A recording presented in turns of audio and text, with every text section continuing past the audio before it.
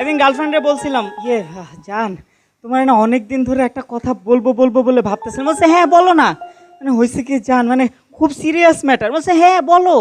বলছে অনেক দিন ধরে বলবো বলবো ভাবতেছিলাম, সাহস পাইতেছিলাম না, আজকে বলেই ফেলি। বলছে হ্যাঁ বলো। হয়েছে কি জান, মানে আমার না আরেকটা গার্লফ্রেন্ড আছে, তোমার সাথে না রিলেশন কন্টিনিউ করা আমার সম্ভব হইতেছে না। ও হো রে, টেনশনে ফালায় দিছিলা। আমি তো মনে করছি মানি ব্যাগ আনতে ভুলে গেছো। পাত্তাই দেয় না, খাওয়ার পরে উঠতে পারলে তারা বাঁচে। তারপরে আসে বিল। ওয়েটার যখন বিল নিয়ে আসে, গার্লফ্রেন্ড এমন ভাবে মোবাইলের দিকে তাকায় থাকে যে রেস্টুরেন্টে বিল বলে একটা ব্যাপার আছে জানেই না।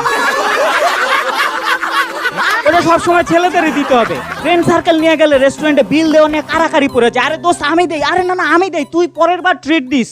গার্লফ্রেন্ডে একবার ভুলে বলে ফেলছিলাম, জান বিলটা আমি দেই। হ্যাঁ তুমিই তো দিবা। আবার জিজ্ঞেস করার কি